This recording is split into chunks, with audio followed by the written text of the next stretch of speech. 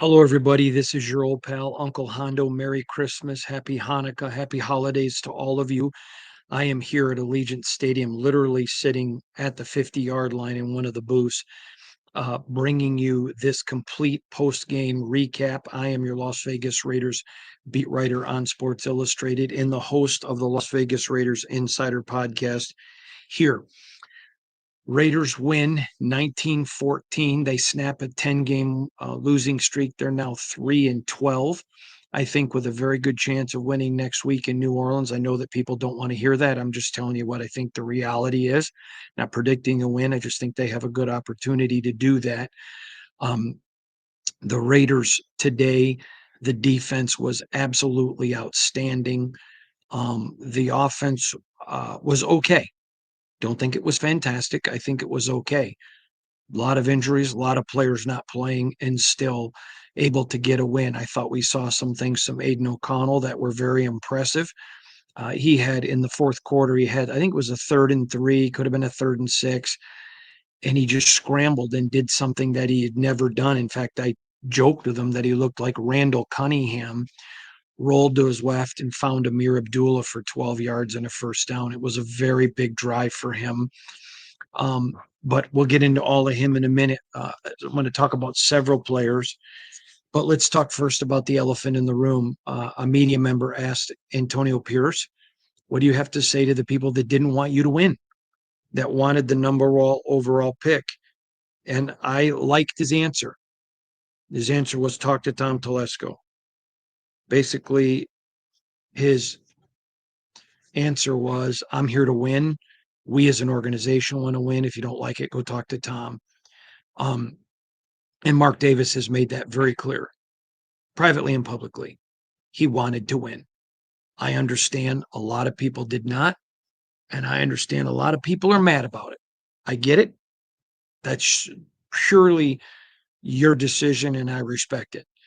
But this organization did not.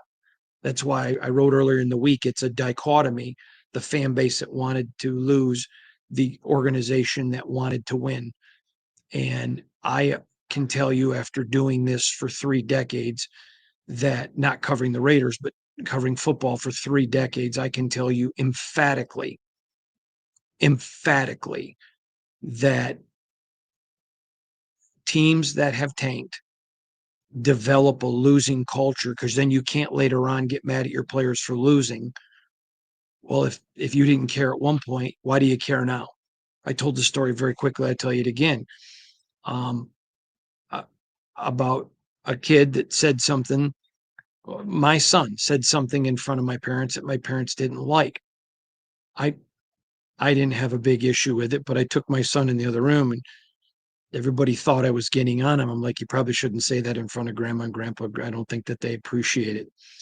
But you know what? If I don't want him to say it in front of grandma and grandpa, I shouldn't let them say it when they're not around. Shouldn't be a hypocrite. Same thing within an organization. You cannot tell them go lose now, but next year you better come back and win. I understand. I'm not arguing from the fan perspective. I'm explaining to you from the realism, from the realist. I'm not a fan, so I'm sitting here trying to give you a neutral, unbiased opinion. And having seen teams that did lose, that culture leaves a stench in your um, franchise that's very difficult to get rid of. All right, let's get into some things. I thought there were several things I want to talk about. Number one, let's talk about Aiden O'Connell. 24 of 38, 257 yards. He was sacked twice, but he had 0 interceptions with an 83 quarterback rating. Um, I there was at least 3 times that I can remember balls that should have been caught that weren't, but that's neither here nor there because there was a couple I can think of that were bad throws. But what stood out to me was rushing the football. They had 69 yards. Amir Abdullah ran for 38, but he ran for more than that. I mean, he made some special teams plays that were outstanding. Um, had some runs that were outstanding. But I want to get into receiving, where Brock Bowers, 11 receptions on 13 targets, 99 yards. His longest was 32. Again, big day for him. absolutely a monster day for Amir Abdullah. I mean, excuse me, for Brock Bowers, who now has over 1,000 yards on the season. He is just a few yards short. In fact, I expect him in New Orleans next week to break Mike Ditka's record. I think it's fair to mention that Ditka did it in a lot less games because the NFL didn't have as many games back then, but still, he's going to break the NFL tight end rookie record. He is the best tight end in the National Football League, and there's no other way to get around it. Okay, let's switch to the other side of the ball. Adam Butler played phenomenal. John Jenkins, phenomenal. Caleb Chason, phenomenal. Tyree Wilson had a great football game. Now, I don't know what all of you get to see at home, but your defensive linemen aren't going to get a ton of stats. But there were 4 times in particular where his chasing of Mac Jones changed plays where they didn't get a sack, but it completely changed the play. Speaking of changed plays, let's talk about Isaiah POLA-MAO, IPM. For those of you that listen to the audio only, you can go to Apple or you can go to Spotify and look for the Las Vegas Raiders Insider Podcast with Hondo Carpenter. We're going to have audio only of my conversation. It was a lengthy conversation I had with IPM in the locker room after the game. Many of you know I love IPM. I like his game. A couple things that I've heard about him is he's getting more vocal in practice, moving guys around. Patrick Graham went to him and said, "We need that," and he's dead it. He's talking a little bit more trash on the field, and he's making plays. Now, forced some fumbles today. Matter of fact, I'm going to get his exact stats. I think he was right around 10 tackles. Give me just a second. I apologize to you that I didn't have this readily available. I didn't expect to go to it at this point, so forgive me. That's a failure on my part. But IPM led the team in tackles. He had 9, 6 solo. Spilly had 5 solo. Good job for Spillane. But again, you just go right down the list. Caleb 2 tackles, but he's a defensive lineman. Tyree Wilson, 1 tackle, but he had all the impacts. But I want to talk to you. I don't remember now because I've been working on something else. I don't, but there were 2 or 3 there. I think it was 3 plays today where Mac Jones. I mean, you got to remember he was the 6th overall pick. He's not a slouch. He was an All-Pro his rookie year. There was a mistake by the corner, and he reads it, and he cocks his arm to make a throw. IPM adjusts, and he had to go back away. It was very impressive the way IPM changed the game today 3 times, and he'll get no stats for it. In fact, him and I talked specifically about that, and I really encourage you, go to, Spotify or Apple, and look for the Las Vegas Raiders Insider Podcast with Hondo Carpenter. You can get the audio only. It's not going to be available as a video. To my conversation with IPM, you want to hear it. Just please trust me. You're going to want to hear that. I thought IPM was outstanding. Again, watching, I mean, here's that defensive line. How good of a job has Robbie Leonard done? My buddy Robbie Leonard, the defensive line coach. He's been nothing short of outstanding. He's been great. Patrick Graham's been great. I mean, the linebackers, you look and you see Divine Diablo, Spilly is playing like a Pro Bowler. You got IPM, TRE'VON Merrick. I certainly think at one point will be an All-Pro. I'm not saying he's an All-Pro there right now, but he is escalating quickly up the charts. Bad day for Jack Jones. Not a bad day effort-wise, not a bad day attitude-wise. There was one particular play. The Raiders really seemed to have momentum. TRE'VON Merrick's up on the line of scrimmage to his left on the line. So clearly within Jack's vision, Jack's watching the backfield. Bam, receiver goes right by him and just walks into the end zone for a big touchdown. But it was a bad day for him. And everyone knows I like him, but I'm not going to say if he had a bad day, I'm not going to say he didn't. He had a bad day. I thought it was extremely good day for JPJ. I thought it was a good day for the offensive line. Not a great day, but I thought Colton Miller struggled a little bit today. I don't think he would say he had a good day. Um, but I thought JPJ have a good game. I thought Delmar DJ Glaze, again, being a rookie. So there's some rookie mistakes. He gets a little bit of grace that Colton doesn't. He looked very good as well. Um, again, I just think that it was a win and for a team that has not quit on their head coach. They're fighting for him to win. They want to win. They want AP back. They believe in AP. I'm going to have a story not this coming week, but the week after the New Orleans game, prior prior to the uh, probably going to be. I'm not sure. I'm going to guess Thursday. Um, yeah, probably Thursday, which would be the second. I am going to have an article up that you do not want to miss, a deep dive into uh, Antonio Pierce, a deep dive. And I think you're not going to want to miss it. It's going to come before the last game. And I think it's something that every one of you are going to, it's going to probably break at noon Eastern on the second. Please make sure you read that on Antonio Pierce and his tenure. So, how do I completely recap the game? It was a fierce fight between two bad football teams. Now, the Raiders are not a team that doesn't have talent. They just have almost half of their roster not playing because of injury. That's reality. That is not an excuse. Now, you may say, who cares? Okay, that's fine. Again, I have no problem with that. But for those of you that just think the answer is a first round quarterback, remember you have a 60% failure rate at first round quarterbacks. And I have not done enough to give you a definitive opinion, but I can definitively tell you, talking to multiple people around the NFL, nobody thinks this draft class is a great class, and no one even thinks it's as good as last year. That does not mean there won't be a franchise guy in there. Let's wait for for the evaluation period to come out. However, when I've asked people, do you think that any of these quarterbacks are franchises? I have been told, well, there's more research to do. Last year at this point, when I asked, the answer was yes. This year, it's still more research to do. So if it's just tanking to tank, I get that because the higher the draft pick, there's still Travis Hunter out there and some other guys. I totally get all of that. Please hear me.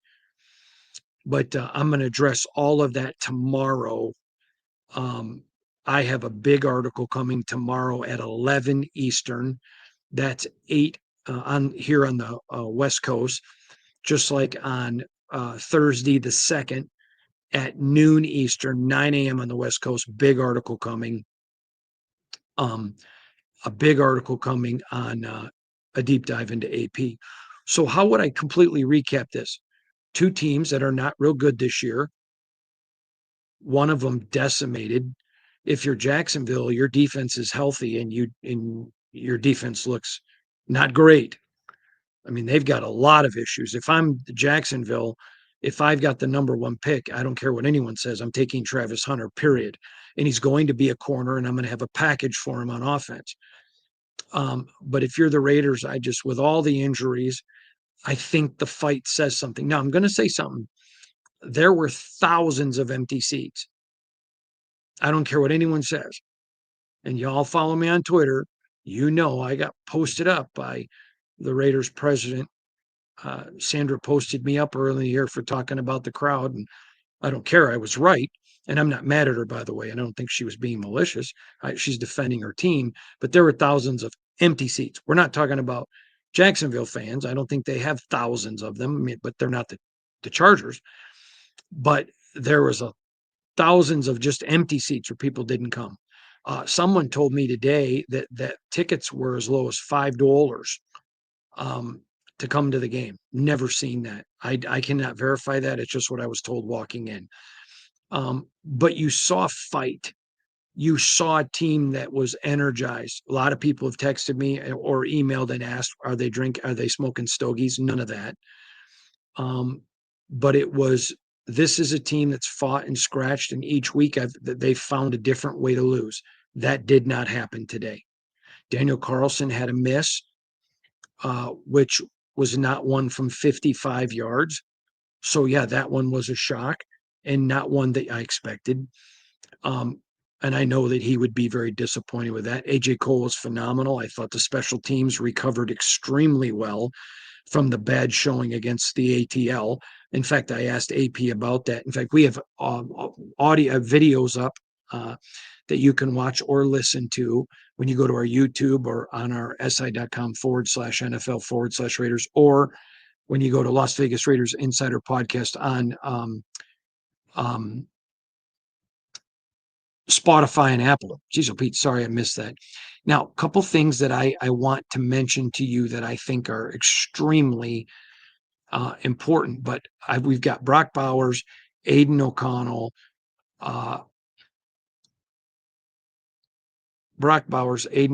Antonio Pierce are all up right now.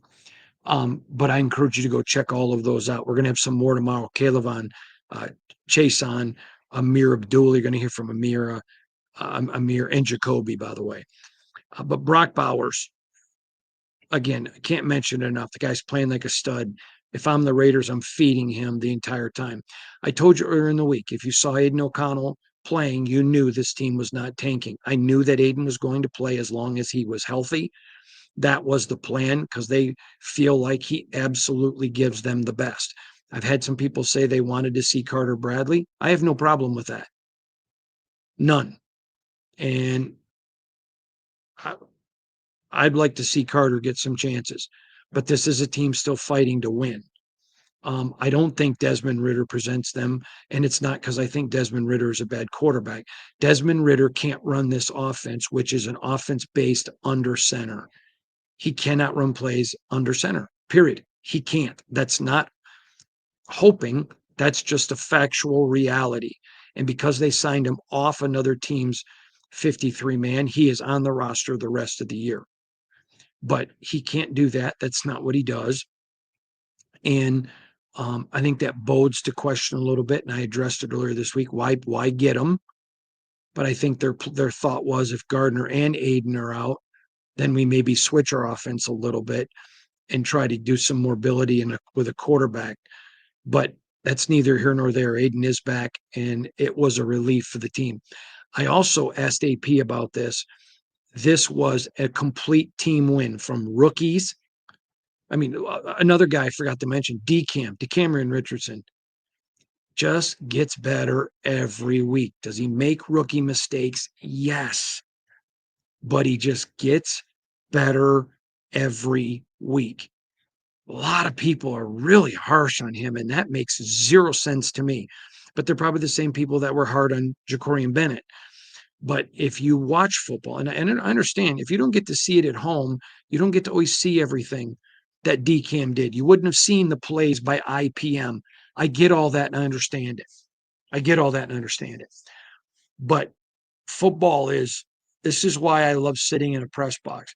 Someone said to me one time, "Do you like being in the press box? You're so high up." Yes.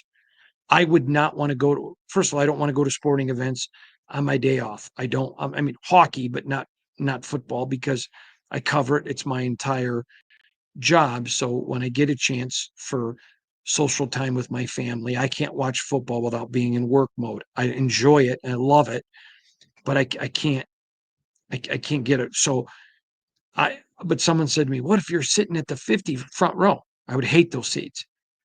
I love sitting way up high, watching the game develop. I challenge you, if you're not a season ticket holder and where you're worried about selling your tickets, next time you go to a game, buy as high up as you can, somewhere around the middle of the field, between the goal lines, between the fives.